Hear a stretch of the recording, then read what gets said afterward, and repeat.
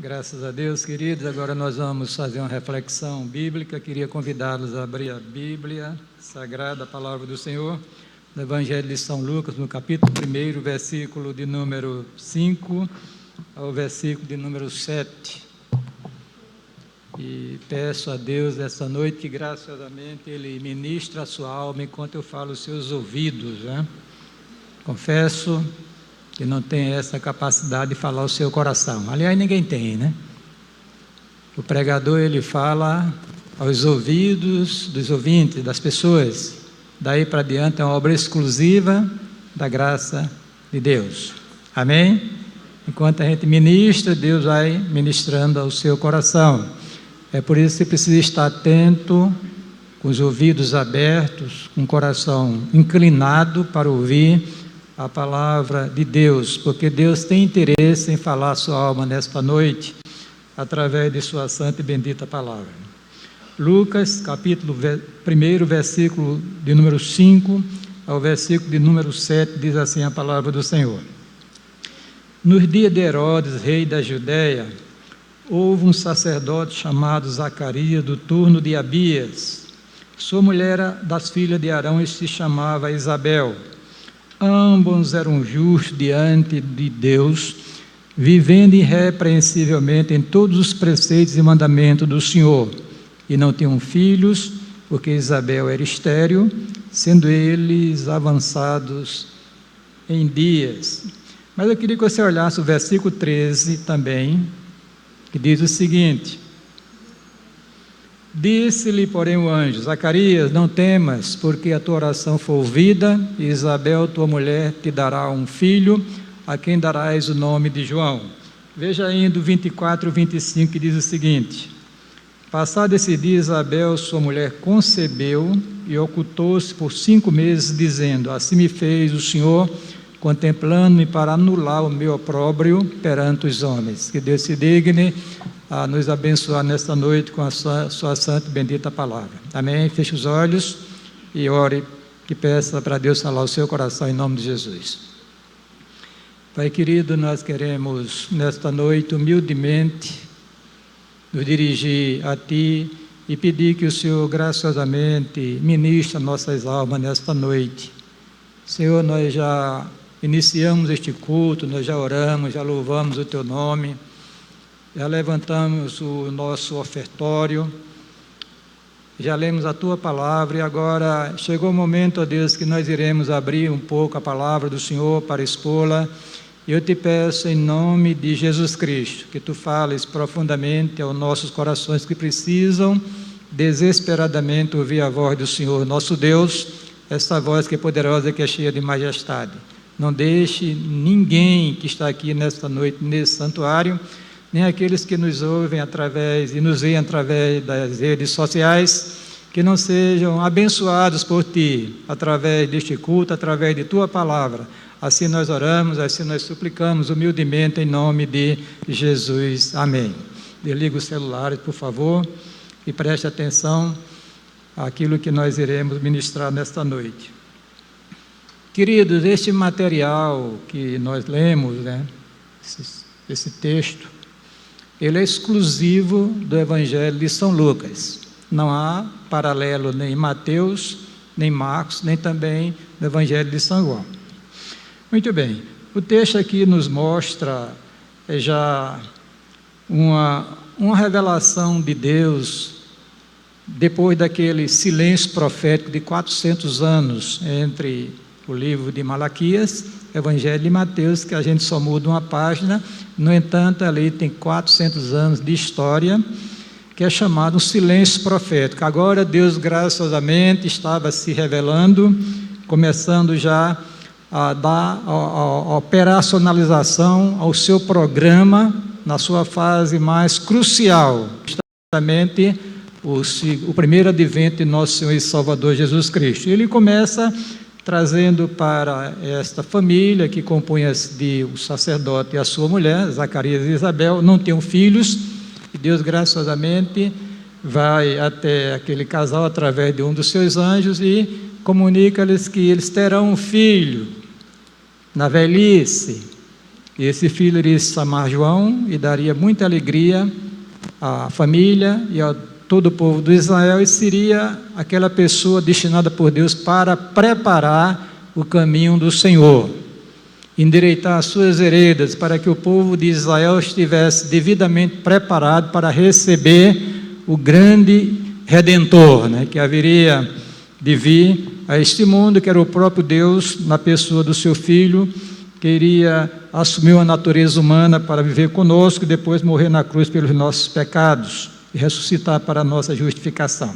Então eu queria pegar o texto e esmiuçar um pouquinho para nós extrairmos algumas lições para nós nesta noite. Eu quero pedir licença aos irmãos Euclides e Maria José, porque eles me ouviram pregar essa mensagem lá na Igreja Congregacional em Tibiri 2. No entanto, com certeza não serão as mesmas palavras, porque Deus ele usa o texto, segundo a sua orientação, e em cada momento Deus ele se revela através da palavra e nós somos abençoados por ele.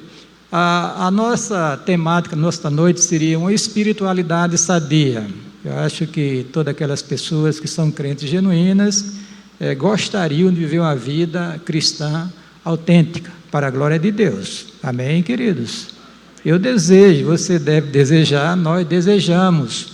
Quais seriam os caminhos, os meios que a gente pudesse enxergar através da palavra e nós pudéssemos entrar numa vida real na presença de Deus? Então eu acho que esse texto tem essas dicas ou essas orientações para a igreja nesta noite, e se você as seguir, com certeza você será uma pessoa com a espiritualidade sadia, um crente autêntico para a glória e o louvor do nosso grande e glorioso Deus. Amém, queridos? Eu queria começar dizendo aos irmãos, por exemplo, o que é uma espiritualidade? Caráter, qualidade do caráter de espiritual, progresso metódico dos valores espirituais na vida de alguém. Então, é a expressão da vida que você tem em Jesus Cristo, não é? E sadia, coisa sã, boa, agradável, desejável, todo mundo sabe isso aí de cor e salteado. Então, nós vamos falar sobre este assunto e queremos começar logo informando aos irmãos que a espiritualidade sadia é algo exclusivo do povo de Deus. A pessoa que não tem uma experiência de novo nascimento, infelizmente, não pode dizer que tem uma vida espiritual sadia, porque não tem a base. Veja, o texto diz que houve um sacerdote chamado Zacarias, do turno de Abias, sua mulher era das filhas de Arão, chamava Isabel. Preste bem atenção, ambos eram do povo de Deus, faziam parte da tribo de Levi, porque o sacerdócio fora destinado por Deus através da tribo de Levi.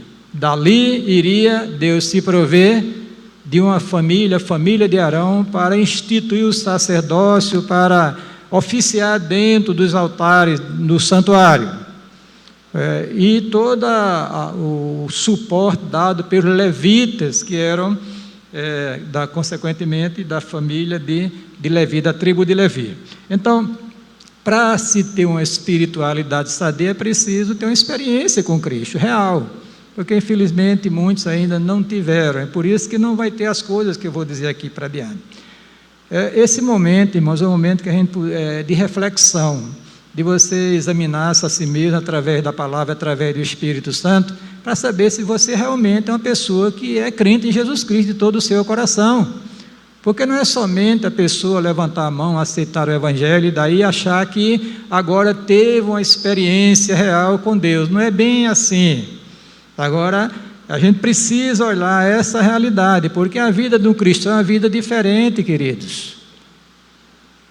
Olhe, lá em João capítulo 1, o texto diz o seguinte, estou lendo o versículo, citando o versículo 11, 12 e 13. Jesus veio para os judeus.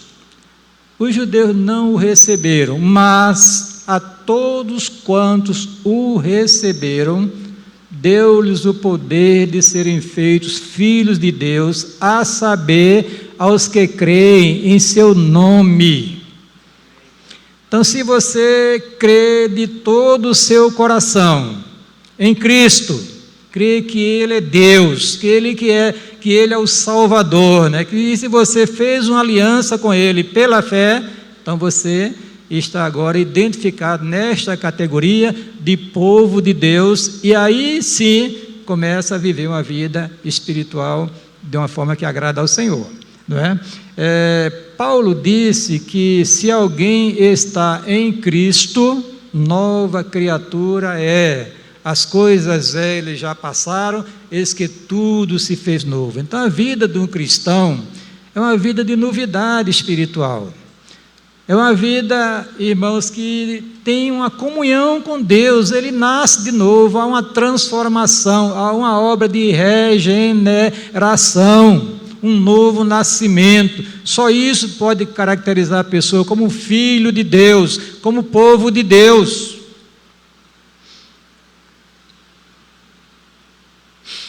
Mas vós, disse Pedro, sois a geração eleita, o sacerdócio real, a nação santa, o povo de propriedade exclusiva de Deus. Aí ele diz assim: vós que em outro tempo não erais povo, mas agora sois povos de Deus, que não tinhas alcançado misericórdia, mas agora alcançaste misericórdia. Quer dizer, o homem que nasce morto em seus delitos e pecados, renasce espiritualmente quando dá crédito à mensagem do Evangelho, aceita o Evangelho, e aí se estabelece uma aliança com Deus. Aí, a partir daí, começa realmente uma vida com a espiritualidade sadia. Fora disso, não há como dizer que a pessoa tem uma espiritualidade sadia. Veja o que Paulo diz escrevendo a Tito. Ele diz o seguinte: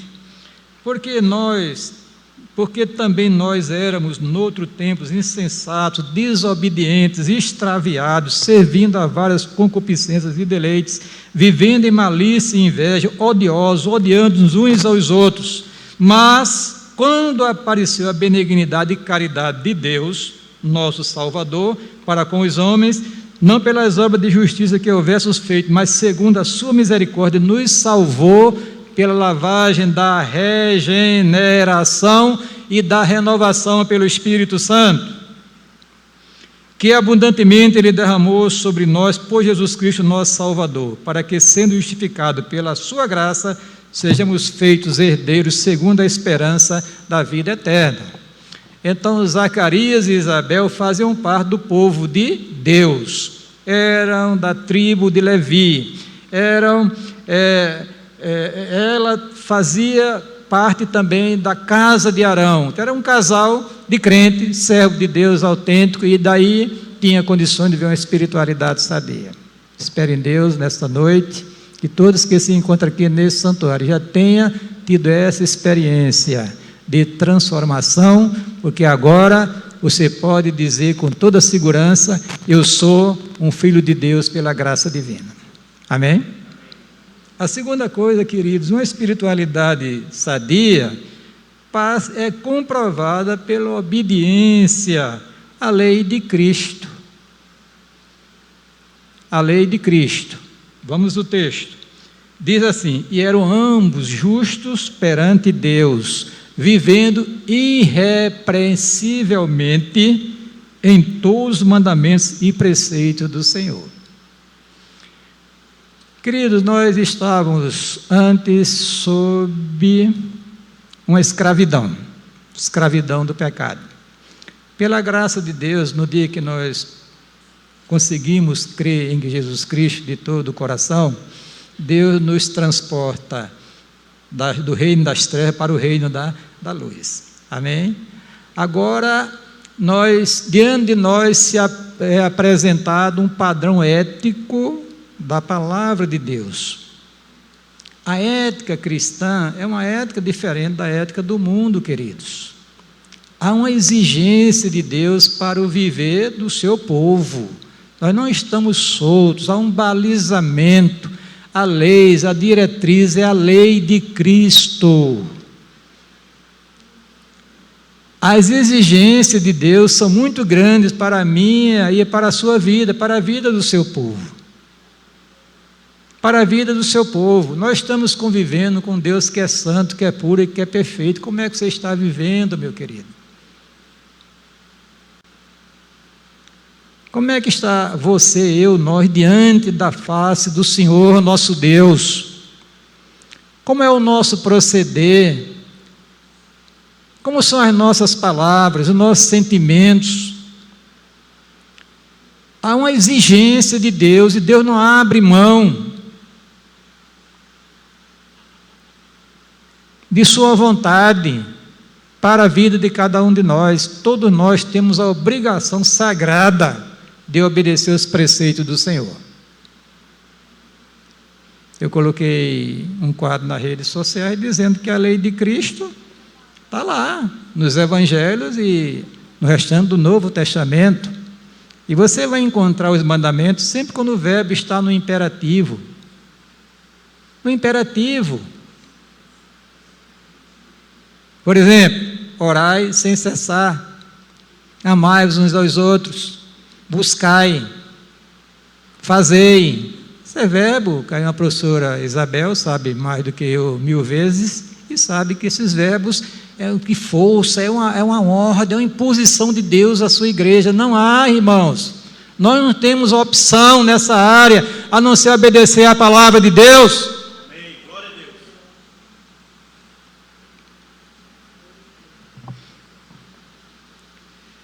E disse também que quando você encontrar uma frase, geralmente com conotação positiva, até consultei a Isabel, porque ela é minha assessora, viu? Quando eu vou fazer um quadro nas redes sociais, Isabel, quando chega a dúvida, porque pensa que é uma língua complicada, a nossa língua, viu? Pense, né? A pessoa estrangeira para aprender o português, aí rala, viu? Porque não é fácil, né? Até a gente que vive, lê, e às vezes se embaraça com um detalhezinho. Tem Isabel, tem um tempinho para você me... Ela diga, pastor, a frase, eu digo a frase devagarinho, ela concorda ou discorda, e a gente ajeita e bota o negócio nas redes sociais, irmãos, né? Veja, então é assim que Deus exige de nós, que a gente viva uma vida de acordo com a sua vontade. Você precisa rever os seus valores aqui nesta noite na casa do Senhor.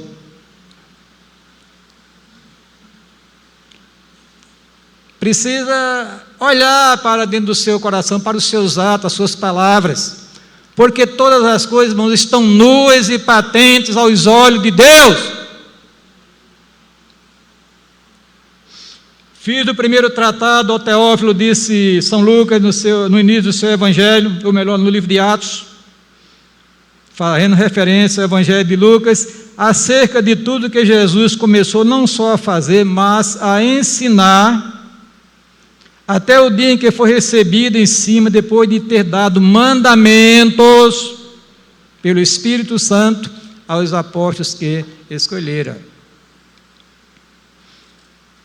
E nisto sabemos, disse São João lá na sua primeira carta, no capítulo 2, versículo 3 a 6, que o conhecemos, ô glória. Aí diz, se guardarmos os seus mandamentos. Aí diz o seguinte, aquele que diz eu o conheço e não guarda os seus mandamentos é mentiroso e nele não está a verdade. Mas qualquer que guarda a sua palavra, o amor de Deus está nele, verdadeiramente aperfeiçoado. Nisso conhecemos que estamos nele. Aquele que diz que está nele também deve andar como ele andou. Então seu padrão é Cristo.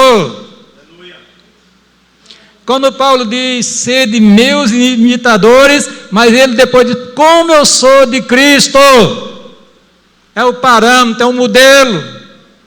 Você deve viver como Cristo viveu aqui neste mundo, e veja lá, lê os evangelhos para você saber como ele viveu.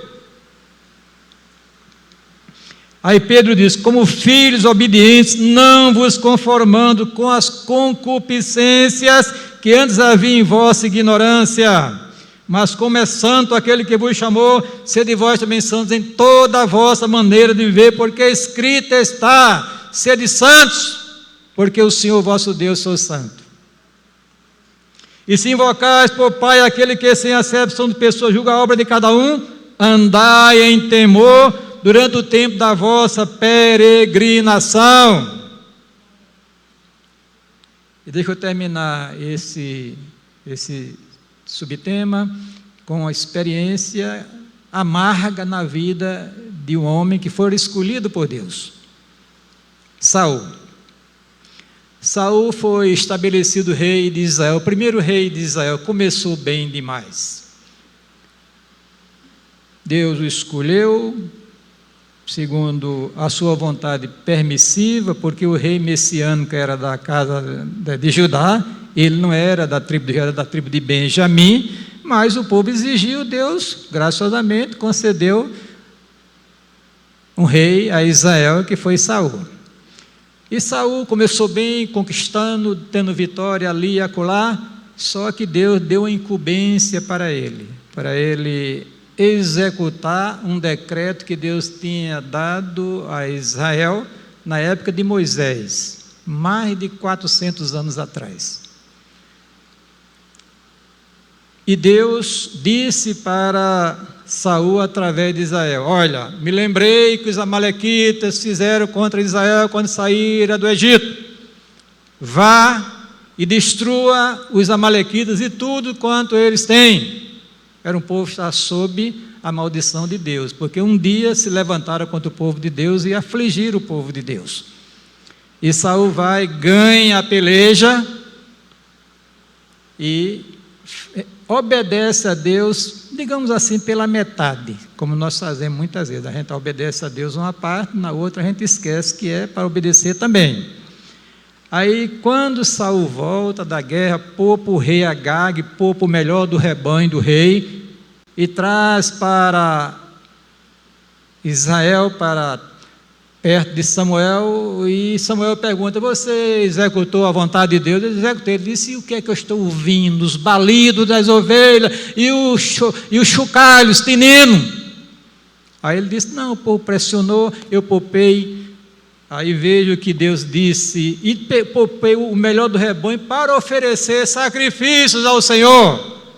Aí o que foi que Deus disse através de Samuel? Porém Samuel disse: tem porventura o Senhor tanto prazer em holocausto e sacrifício, como em que se obedeça a palavra do Senhor? Eis que obedecer é melhor do que o sacrificar, e o atender é melhor do que a gordura de carneiros. Porque a rebelião é como o pecado e feitiçaria, e o porfiar como a iniquidade e idolatria. Porquanto rejeitaste a palavra do Senhor, Ele também te rejeitou a ti, para que não sejas ex.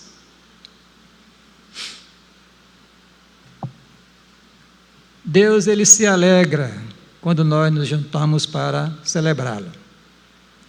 Mas eu já disse num quadro que eu coloquei nas redes sociais, já escrevi, disse aos irmãos: se isso não houver, essa celebração não estiver misturada, untada com obediência à palavra de Deus, Deus não se recebe, Deus não se agrada.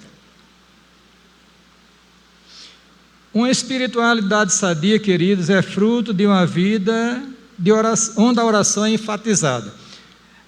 Eu estava olhando esse texto,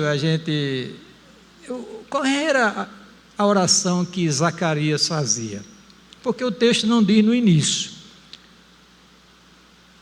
Alguém disse que ele orava, digamos assim, naquela perspectiva da vinda do Messias. Eu acho que mesmo idosos, eles ainda sonhavam com um filho, que era natural na vida do povo de Israel. Hoje, tem casais que não querem ter filhos, muito trabalhosa a época, aquele negócio todinho, e tem aquele receio, etc, etc. Mas para a sociedade israelita, a mulher não ter filho era um enigma, era um estigma, era um opróbrio, era uma mulher desprezada, não era uma mulher vista em sua plenitude como mulher na sua maternidade. Porque o texto diz, quando o anjo apareceu, diz: a tua oração foi ouvida, e tua mulher dará um filho. Então, eu acho que Zacarias, lembrando-se lá de Abraão, que a mulher estéril, que eram ambos idosos, é algo parecido com Zacarias e Isabel. Ambos eram idosos, só que Abraão tinha 100 anos e a Sara tinha 90, ou 99 e 89, né? Estou arredondando.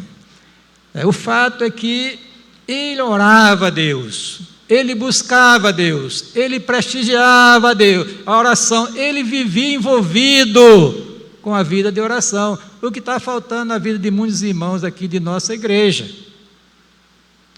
Se nós batermos uma foto, queridos, aqui da terça-feira à noite, quando a igreja se reúne para buscar a presença de Deus, e a de domingo, você vê que o público não é o mesmo. Alguma coisa está errada no meio do povo de Deus. Porque não há espiritualidade sadia sem oração, querido.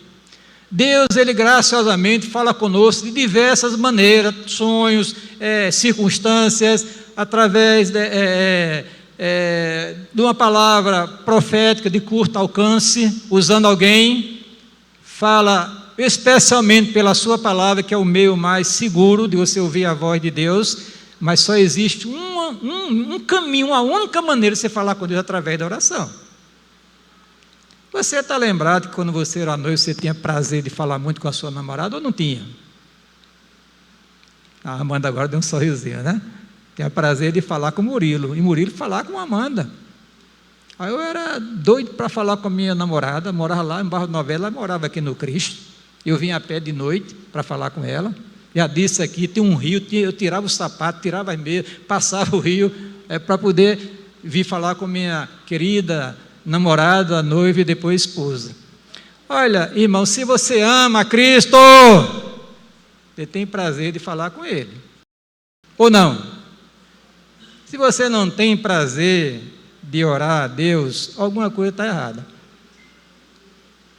Alguma coisa está errada. Não se tem espiritualidade sadia sem oração. Não tem jeito, irmãos. Mas pastor, ora em casa. Amém, Deus lhe abençoe. Mas vem orar com a sua igreja. Vem orar com o povo de Deus. Ou você quer ser crente carreira solo? Não existe isso no programa divino, irmãos. Quando Deus, Ele chama a igreja para buscar a sua presença, todos deveriam vir. Querido, nós precisamos enfatizar uma vida de oração. É a palavra de Deus que diz, não estou inventando não. Aquele orava a Deus. A tua oração foi ouvida, Zacarias.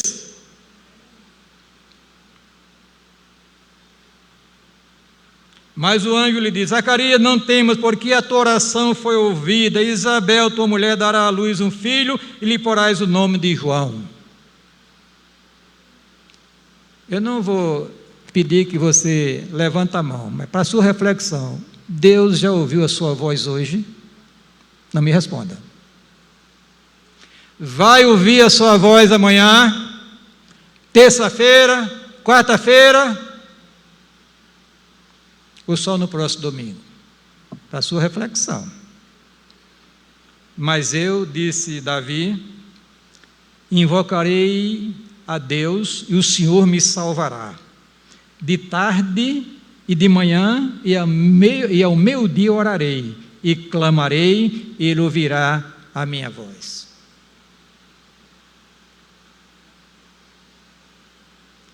Se dizia no passado, eu estou com 70, não botar uns 40 anos atrás, o seguinte: muita oração, muito poder. Pouca oração, pouco poder. Nenhuma oração, nenhum poder. Você quer uma vida sadia, espiritual, quer ter intimidade com Deus, você não pode negligenciar a oração, tanto particular como conjunto com seus irmãos na fé. Deus está com seus ouvidos abertos para ouvir, querido, o seu clamor, a sua oração. Ele já decidiu, determinou inclinar os ouvidos para ouvir a voz da igreja. É por isso que Paulo disse: orando em todo o tempo, com toda oração e súplica no Espírito, e vigiando nisto com toda perseverança e súplica por todos os santos. E por mim, disse ele, olha, e por mim, um homem do calibre espiritual de Paulo, precisava da intercessão da igreja. Eu espero que o Senhor esteja orando por mim, viu? Paulo diz: e por mim, para que me seja dada no abrir da minha boca a palavra com sabedoria, para fazer notório os mistérios do Evangelho, pelo qual, disse Paulo, sou embaixador em cadeias, para que eu possa falar dele livremente, como me convém falar. Jesus conta uma parábola, que é a parábola do juiz iníquo, sobre o dever de orar sempre e nunca desfalecer. Alegrai-vos na esperança, disse Paulo, sede paciente na tribulação, perseverai na oração. Pedro era guardado na prisão, diz o texto de Atos 12:5, mas a igreja fazia contínua oração por ele a Deus. Você quer maravilhas, quer milagre, quer as manifestações carismáticas de Deus no meio da igreja, não acontece sem oração, irmão. O dom que Deus lhe deu, eu já disse isso, o ministério que Deus lhe deu não vai se sustentar se você não enfatizar uma vida de oração. Saiba disso. Anote isso aí. Da igreja antiga se diz o seguinte: perseverar na doutrina dos apóstolos, na comunhão e no partir do pão e nas orações. Então vem orar, querido. Arranje um tempo para Deus, pelo amor de Deus. Deus colocou a igreja na porta da sua casa, para que você gastasse um pouquinho de tempos de estar orando conosco aqui. Não existe espiritualidade sadia sem oração, sem a ênfase na oração. Deus está mandando dizer para vocês aqui nesta noite, não existe espiritualidade sadia sem oração. Deixa eu ir para a quarta coisa. Uma espiritualidade sadia independe de circunstâncias adversas ou desfavoráveis. O casal era o quê? Idosos, é um problema. Não tinham filhos, outro problema. Então era essa a dificuldade que eles tinham. Iam passar pela vida e não iam deixar sucessor.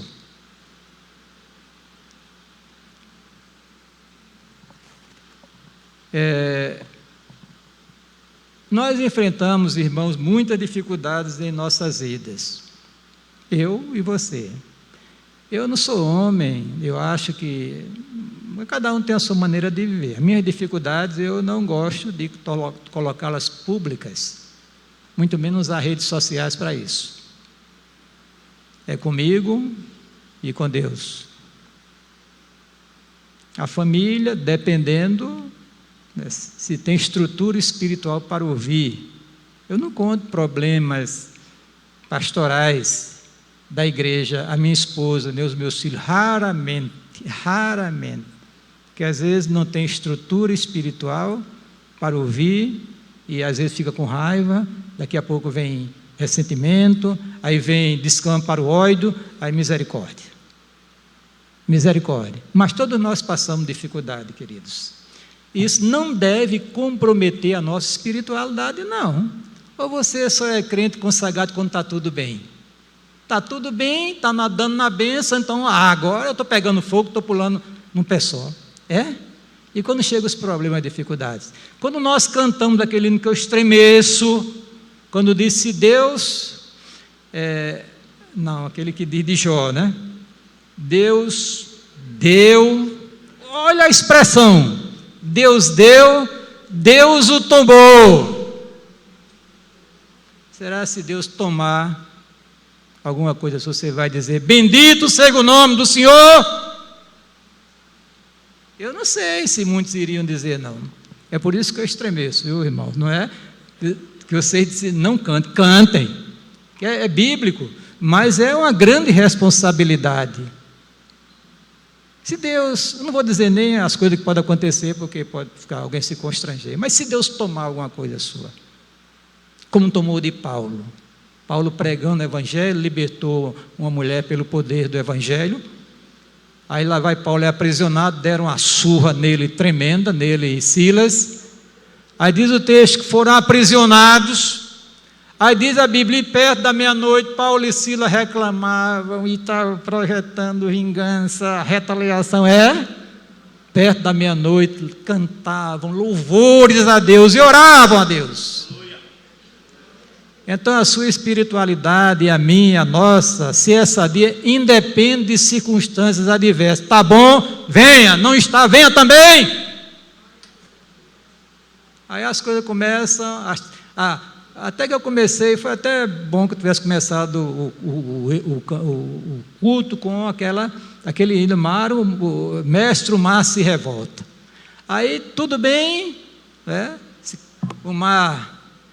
O vento tranquilo, você caminhando, daqui a pouco começa o temporal. Começa a entrar água no barco. E aí? Irmãos, a vida cristã autêntica, uma espiritualidade sadia, independe de circunstâncias. E depende de circunstâncias. O rei decretou que ninguém pedisse nada a ninguém, a não ser a ele, por sugestão dos seus homens invejosos, mas isso não abalou a vida espiritual de Daniel. O decreto estava ali, que não podia ser revogado.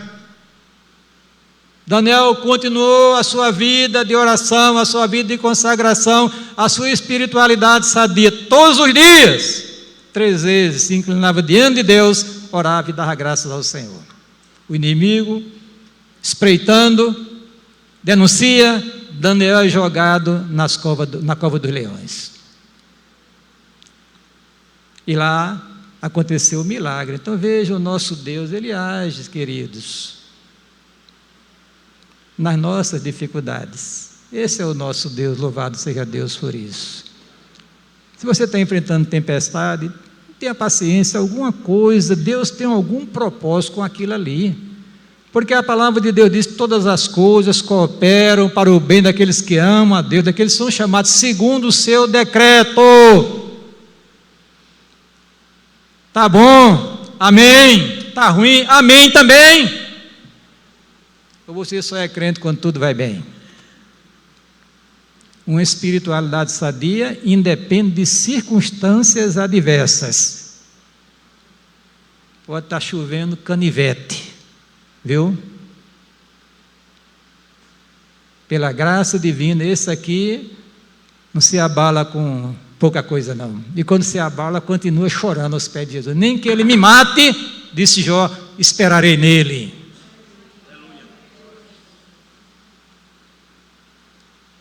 A gente está estudando o livro de Atos, Altino está presente ali, Euclides, Marconi e outros irmãos amados, Esdras, Enoque e outros irmãos que estão livres nas quintas-feiras, estão estudando a Bíblia e orando aqui, e orando por vocês. E a gente está vendo ali que o Paulo tem uma vida pujante, né? Avançando, pregando, indo para um canto no outro, daqui a pouco Paulo é aprisionado. E o ministério ficou circunscrito agora a uma prisão. Passam-se 2 anos, passam-se mais anos, mas Paulo continuava ali servindo e glorificando o nome do Senhor.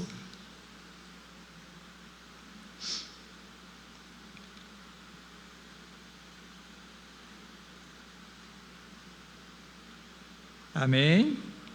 Eu poderia citar o caso daqueles 3 jovens, Sadraque, Mesaque, Abednego também, né? Aquela experiência difícil, continuaram firmes servindo ao Senhor, e espero que você continue firme, independente das circunstâncias que você está passando. Está ruim? Cale-se e adore, porque Deus não vai deixar você desamparado, louvado seja Deus por isso, se você realmente for crente em Jesus Cristo. E terminando, irmãos, uma espiritualidade sadia é recompensada por Deus. Amém? Se você é um crente fiel, um servo de Deus, a pessoa que anda nos caminhos do Senhor, busca a presença do Senhor, saiba que Deus vai recompensar você no devido tempo. Deus não falha. Agora não espere recompensa de Deus se você não está andando nos caminhos do Senhor. Não espere não, viu? Porque não vai chegar não. Mas você está nos caminhos do Senhor, está buscando a Deus, orando, a vida consagrada, dedicada, independente de circunstância, você sabe que Deus irá e dará a bênção a você, louvado seja Deus por isso. Aconteceu Zacarias. Estava servindo ao Senhor no santuário, ali lá no altar do incenso, oferecendo incenso ao Senhor, ele tem uma visão angelical, o anjo traz uma palavra de Deus para o seu coração, uma promessa, ele não acreditou no momento e passou por isso 9 meses mudo. Às vezes Deus deixa a gente numa situaçãozinha difícil para a gente aprender, viu? 9 meses, fica aí, 9 meses sem falar, o bichinho. Bichinho é expressão portuguesa. Você que está me ouvindo na internet, não se assuste, não. É negócio de nordestino. 9 meses. E quando a criança nasce, o nome dele é Zacarias, não sei o que, é João. Aí pergunta o pai, ele pega uma tabuinha aí, pega um negocinho aí escreve, o seu nome é João. Aí se destampa tudo, aí começa a falar e glorificar o nome do Senhor. Queridos, Deus recompensa aos seus servos, e louvado seja Deus por isso. E depois daquele dia, Isabel, sua mulher, concebeu. Olha, para uma mulher estéril, já idosa, que milagre, né, Raquel? Que coisa linda. A mulher que ela é naturalmente, ela é inclinada à maternidade.